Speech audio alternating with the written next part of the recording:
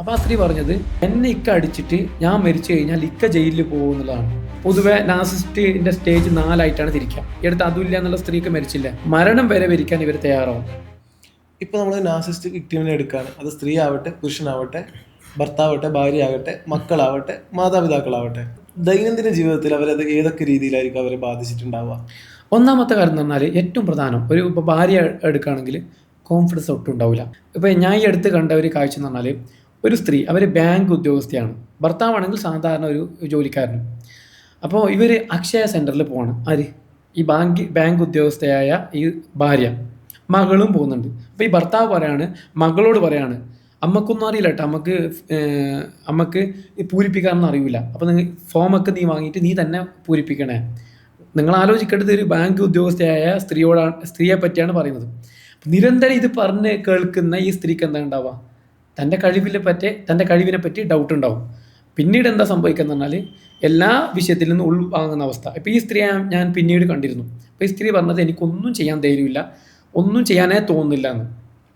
ഇവരെപ്പോഴും devaluation നടത്തിക്കൊണ്ടേയിരിക്കും. Devaluation എന്ന് പറഞ്ഞു കഴിഞ്ഞാൽ ഇവർ നമ്മളെ കുറ്റപ്പെടുത്തിക്കൊണ്ടേയിരിക്കും. നിനക്ക് ആ കഴിവില്ല, നീ സൗന്ദര്യമില്ല, നീ അത്ര പോരാ, നിന്നെ കാണാൻ അത്ര ഭംഗിയില്ല, നിൻ്റെ വാക്കുകൾ ഇങ്ങനെയാണ്, നീ പറയുമ്പോൾ ഒരു സംസാരം എന്തോ പോലെ ആവുന്നുണ്ടെന്നൊക്കെ. അപ്പം ഞാൻ പൊതുവെ ഇതിൻ്റെ കൂട്ടത്തിലൊരു കാര്യം കൂടി പറയാം. പൊതുവെ നാസിസ്റ്റിൻ്റെ സ്റ്റേജ് 4 തിരിക്കുക. ഒന്ന് ഐഡിയലൈസേഷൻ. ഐഡിയലൈസേഷൻ എന്ന് പറഞ്ഞാൽ, ആദ്യഘട്ടത്തിൽ അവർ ഏറ്റവും നല്ല സ്നേഹത്തോടെ പെരുമാറും, ഏറ്റവും നല്ല മുഖമാണ് കാണിക്കുക. അതുകൊണ്ടാണ് നമ്മൾ പലപ്പോഴും പറയുന്നത്, പേഴ്സണാലിറ്റി കണ്ട് മാത്രം ഒരാളെ പെട്ടെന്ന് ചാടിക്കേറി പ്രേമിക്കരുത് എന്ന്. ഇപ്പോൾ പ്രേമത്തിലൊക്കെ ആദ്യം എന്താ കാണിക്കുക? ഏറ്റവും നല്ല മുഖമായിരിക്കും. പ്രേമിക്കുന്ന സമയത്ത് അയാൾക്കൊരു കുറ്റവും കുറവുണ്ടാവില്ല. അത്ര നല്ല രീതിയിൽ കേൾക്കും, പരിഗണിക്കും, സ്നേഹിക്കും, സമ്മാനങ്ങൾ നൽകും. അപ്പോൾ ഇതേപോലെ തന്നെ ഐഡിയലൈസേഷൻ, നല്ല രീതിയിൽ സ്നേഹിക്കും. ഇത് കണ്ടു കഴിഞ്ഞാൽ നമ്മൾ വിചാരിക്കും, ലോകത്ത് ഇയാൾ ഏറ്റവും ഇഷ്ടപ്പെടുന്നത് തന്നെയാണ്, ഇയാളെ ഒരിക്കലും എന്നെ ഒഴിവാക്കാൻ പോകുന്നില്ല എന്ന് ചിന്തിക്കും. അങ്ങനെ സ്നേഹിച്ച് കുറച്ച് ഘട്ടങ്ങൾ കഴിയുമ്പോൾ, ഒരു 6 മാസമോ 1 വർഷമോ കുറച്ച് കാലങ്ങൾ കഴിയുമ്പോൾ അടുത്ത ഘട്ടത്തിലേക്ക് ഇവരെ കൊണ്ടുപോകും. അതാണ് ഡീവാലുവേഷൻ. നമ്മളെ കുറ്റങ്ങളും കുറവുകളും ഇങ്ങനെ പറഞ്ഞു കൊടുക്കും. നീ അത്ര പോരാ, നിന്നെ കാണാൻ അത്ര ഭംഗിയില്ല, നിന്നെ കല്യാണം കഴിക്കുമ്പോൾ നിങ്ങൾക്ക് ഇങ്ങനത്തെ ഒരു സ്വഭാവം ഉള്ളതായിട്ട് എനിക്ക് അറിയില്ലായിരുന്നു, നമ്മളെ സൗന്ദര്യത്തെ പറ്റി, നമ്മുടെ കഴിവിനെ പറ്റി, നമ്മുടെ എല്ലാ കാര്യങ്ങളെ പറ്റി ഡീവാല്യൂ ചെയ്തുകൊണ്ടിരിക്കും. അത് വാല്യുവേഷൻ, നമുക്കൊരു മൂല്യമില്ലാത്ത അവസ്ഥ, നമുക്ക് തന്നെ തോന്നും നമ്മൾ ഒന്നിനും കൊള്ളാത്ത അവസ്ഥ. അപ്പോൾ ഇവരെന്താക്കുന്ന പറഞ്ഞാൽ, വെടക്കാക്കി തനിക്കാക്കുന്ന അവസ്ഥയാണ്. അതായത് ഇവൾക്ക് തോന്നണം ഇവളൊന്നുമല്ല, അപ്പോൾ ഒന്നുമല്ലാത്ത ഇവളെ ഞാൻ സ്വീകരിച്ചു, അപ്പോൾ ഞാൻ ആരാണ്? ഞാൻ ഭയങ്കര മഹാമനസ്കനാണ്. അപ്പോൾ പിന്നെ പറ്റിപ്പിടിച്ചിരിക്കുമല്ലോ എന്നാണ് ചിന്ത. 3-ാം ഘട്ടം എന്ന് പറഞ്ഞാൽ ഡിസ്കാർഡ് എന്ന് പറഞ്ഞാൽ, വേണ്ട, നീ എനിക്ക് വേണ്ട എന്നുള്ള രീതിയിൽ പലപ്പോഴും പറയും, നീ വീട്ടിൽ പോയിക്കോ, നമുക്ക് ഡൈവോഴ്സ് ചെയ്യാം, നമുക്ക് വേണ്ട എന്നൊക്കെ പറയും.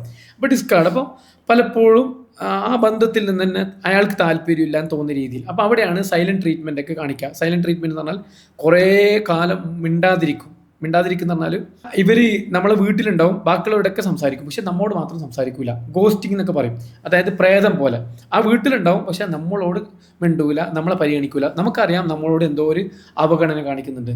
ചിലപ്പോൾ സോംബിങ് എന്നുള്ള സംഗതിയും കൂടിയുണ്ട്. സോംബിങ് കേട്ടിട്ടുണ്ടോന്ന് അറിയില്ല. ചിലപ്പോൾ കുറേ കാലം മിണ്ടാതിരിക്കും, സൈലൻറ്റ് ട്രീറ്റ്മെൻ്റ് ആയിരിക്കും, പെട്ടെന്ന് ഒരു ദിവസം വന്നിട്ട് കൂളായിട്ട് സംസാരിക്കും. അപ്പോൾ നമ്മൾ തന്നെ വിചാരിക്കും, ഒരു പ്രശ്നം ഇവിടെ നടന്നിട്ടില്ലാത്ത പോലെയല്ലേ ഇയാൾ പെരുമാറുന്നത്, അല്ലെങ്കിൽ ഇവൾ പെരുമാറുന്നത്, ആ രീതിയിലേക്ക്. അങ്ങനെ അപ്പോൾ കംപ്ലീറ്റ് ഡിസ്കാർഡ് കാണിക്കും. അപ്പോൾ ഡിസ്കാർഡ് കാണിച്ചു കഴിഞ്ഞാൽ, പലപ്പോഴും ഈ ഡിസ്കാർഡ് കാണിക്കുന്നതെന്ന് പറഞ്ഞാൽ, നീ ഇല്ലെങ്കിലും എനിക്കൊരു പ്രശ്നവുമില്ല, നീ ഇല്ലെങ്കിൽ ഞാൻ സുഖമായിട്ട് ജീവിക്കും, അപ്പം നിനക്കാണ് എന്നെ ആവശ്യം, അപ്പം നീ എന്താക്കണം, നീ എന്നെ തൃപ്തിപ്പെടുത്തിയാൽ നിനക്ക് നിൽക്കാം, അതുകൊണ്ട് തൃപ്തിപ്പെടുത്തൂ എന്ന് പറയാൻ വേണ്ടിയിട്ടാണ് ഡിസ്കാർഡ് ചെയ്യുന്നത്. അപ്പോൾ ഡിസ്കാർഡ് ചെയ്യുമ്പോൾ എന്ത് ചെയ്യും? നമ്മൾ കുറച്ച് ഈ ബന്ധത്തിൽ നിന്ന് വിട്ട് പോകാൻ തീരുമാനിച്ച് വിചാരിച്ചോ, ഡിസ്കാർഡ് ചെയ്തു, അയാൾക്ക് എന്നെ വേണ്ട, അല്ലെങ്കിൽ അവൾക്ക് എന്നെ വേണ്ട, ഞാൻ ഒഴിവാക്കാം എന്ന് തീരുമാനിച്ചാൽ, അപ്പോൾ അയാൾ ഹൂവറിങ് 4-ാമത്തെ ഘട്ടമായിട്ട് വരും. അപ്പോൾ അയാൾ പറയും, എനിക്ക് നിന്നെ വേണ്ടാതൊന്നുമല്ല, ഞാൻ എൻ്റെ വിഷമം കാണിച്ചല്ലേ ഉള്ളൂ, നിന്നോട് ഇത്ര സ്നേഹമില്ല എന്നുണ്ടെങ്കിൽ ഞാൻ നിനക്ക് അങ്ങനെയൊക്കെ ചെയ്തു തരും എന്നൊക്കെ പറഞ്ഞ്, പണ്ട് ചെയ്തു തന്ന കാര്യങ്ങളൊക്കെ പറഞ്ഞ് വീണ്ടും സ്നേഹം കാണിച്ച്, വളരെയധികം അടുപ്പം കാണിച്ചിട്ട് വീണ്ടും കൂടെ കൂട്ടും. മനസ്സിലായില്ലേ? പിന്നെ എപ്പോൾ ഇവരെ ഒഴിവാക്കുന്ന പറഞ്ഞാൽ, ഡിസ്കാർഡ് പരിപൂർണ്ണമെന്ന് പറഞ്ഞാൽ, ഇവൾ ഒരിക്കലും എൻ്റെ അടിമയായിട്ട് കൃത്യമായി നിൽക്കൂല, ഇവളെ എനിക്ക് കൂടുതൽ കിട്ടൂല, ഇവളൊരിക്കലും എനിക്ക് സൂട്ടബിൾ അല്ല എന്ന് തോന്നുന്ന ഘട്ടത്തിൽ കംപ്ലീറ്റ് ഡിസ്കാർഡ് ചെയ്യും. മറ്റൊരു ഘട്ടം എന്ന് പറഞ്ഞാൽ, പുതിയൊരു സപ്ലൈ കിട്ടി വിചാരിച്ചോ, പുതിയൊരു ബന്ധം, പുതിയൊരു മേച്ചിൽപ്പുറം, അതായത് ഈ പെണ്ണിനേക്കാളും നല്ലൊരു പെണ്ണായിട്ട് വേറൊന്നിനെ കിട്ടി വിചാരിച്ചോ, അല്ലെങ്കിൽ വേറൊരു ചെറുപ്പക്കാരനെ കിട്ടി. അങ്ങനെ മറ്റൊരു സപ്ലൈ കിട്ടിക്കഴിഞ്ഞാൽ അപ്പോൾ ഇവരെന്ത് ചെയ്യും, കംപ്ലീറ്റ് ഒഴിവാക്കും എന്ന് പറഞ്ഞാൽ നിന്നെ വേണ്ടെന്ന് പരസ്യമായിട്ട് പറയുകയും ചെയ്യും, ഡിവോഴ്സ് നോട്ടീസ് കൊടുക്കുകയും ചെയ്യും. അല്ലാത്ത ഘട്ടത്തിൽ ഡിവോഴ്സ് ഒക്കെ പറയും, പക്ഷേ നമ്മൾ ഡിവോഴ്സ് കൊടുത്തു കഴിഞ്ഞാൽ അവരത് സ്വീകരിക്കില്ല. അവർ പറയും എനിക്ക് വേണം, എനിക്കങ്ങനെ ഒഴിവാക്കാൻ പറ്റൂല, നമ്മൾ തമ്മിൽ ചെറിയ വിഷയങ്ങളേ ഉള്ളൂ, അതൊക്കെ പരിഹരിക്കാൻ പറ്റുന്നേ ഉള്ളൂ എന്നൊക്കെ പറഞ്ഞ് ഈ നടന്ന വിഷയങ്ങളൊക്കെ നിസ്സാരമാക്കി കാണുകയും ചെയ്യും. ഈ നാർസിസ്റ്റിക് പേഴ്സണാലിറ്റി ഡിസോർഡറായിട്ട് ബന്ധപ്പെട്ട് കൂടുതലായിട്ട് കേട്ടിട്ടുള്ള മറ്റൊരു വാക്കാണ് ട്രോമ ബോണ്ടിങ്. അതേക്കുറിച്ച് സാറൊന്ന് വിശദീകരിക്കാം. ട്രോമ ബോണ്ടിങ് എന്ന് പറഞ്ഞു കഴിഞ്ഞാൽ, അതായത് വിക്ടിം എന്ന് പറഞ്ഞാൽ ഇരക്ക് ആ നാർസിസ്റ്റിനോട് തോന്നുന്ന അതിശക്തമായ വിധേയത്വം, സ്നേഹം, അടുപ്പം. എങ്ങനെയെന്ന് പറഞ്ഞു കഴിഞ്ഞാൽ ബോണ്ട്, അതായത് ട്രോമ, ശക്തമായ ബുദ്ധിമുട്ട് കുറേ കാലങ്ങളായി അനുഭവിക്കുന്നുണ്ട്, എന്നാലും അയാളെ വിട്ടിട്ട് പോകാൻ പറ്റാത്ത അവസ്ഥ. ഈ അടുത്തൊരു സ്ത്രീ എന്നോട് പറഞ്ഞത്, ഞാൻ ആ സ്ത്രീ കാണാൻ പോകുന്ന സമയത്ത് ആ സ്ത്രീയുടെ മുഖത്ത് ഇങ്ങനെ പാടുകൾ കാണുന്നുണ്ട്, അടിച്ചതിൻ്റെ പാട്. ഇയാൾ സ്ഥിരം കഞ്ചാവ് ഉപയോഗിക്കുന്നത് നാട്ടുകാർക്ക് മൊത്തം അറിയാം. അപ്പം ഞാൻ ചോദിച്ച സമയത്ത് ആ സ്ത്രീ പറഞ്ഞത്, നിങ്ങൾക്ക് ഇട്ടിട്ട് പോയിക്കൂടെ എന്ന് ഞാൻ ചോദിച്ചു. അപ്പോൾ ആ സ്ത്രീ പറഞ്ഞത്, എൻ്റെ വിഷമം അതൊന്നുമല്ല, എന്നെ ഇക്ക അടിച്ചിട്ട് ഞാൻ മരിച്ചു കഴിഞ്ഞാൽ ഇക്ക ജയിലിൽ പോകും എന്നുള്ളതാണ്. അപ്പോൾ ആക്ച്വലി ട്രോമ ബോണ്ട് തന്നെ അങ്ങനെയാണ്.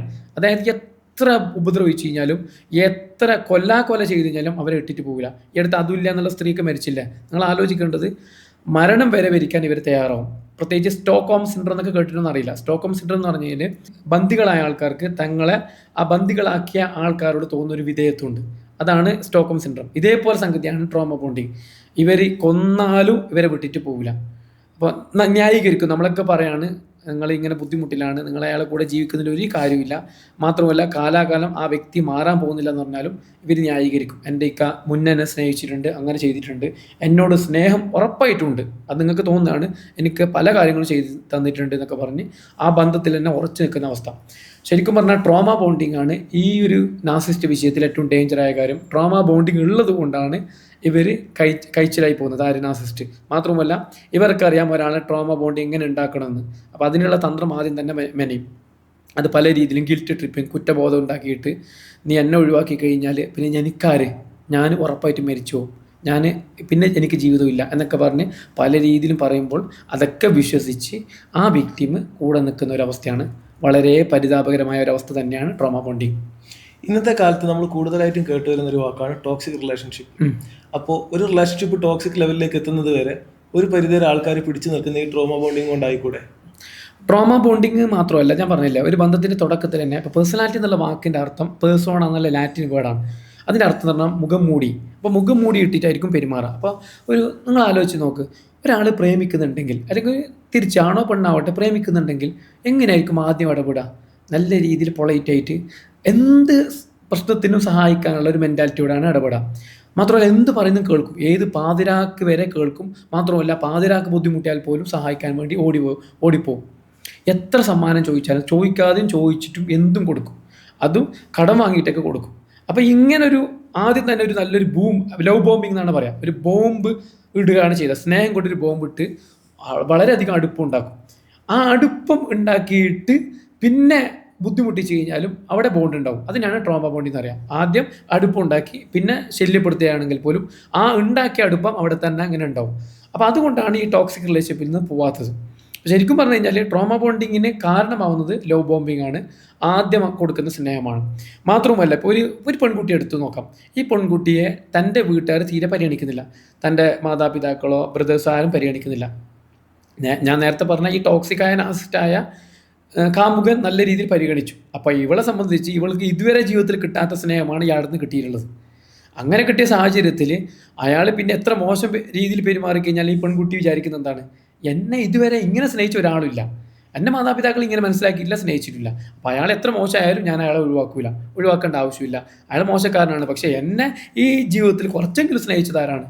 ഇയാളാണ്. അപ്പോൾ കുറച്ചെങ്കിലും സ്നേഹിച്ച ഇയാളെ തന്നെ ഭരിക്കുകയാണ് എനിക്ക് നല്ലത് എന്ന ഒരു ചിന്താഗതിയിലൂടെ അവർ പോകും. അതാണ് പലപ്പോഴും ഈ ഒരു ഗതികെട്ട അവസ്ഥയിലേക്ക് ഇവരെത്തിക്കുന്നത്.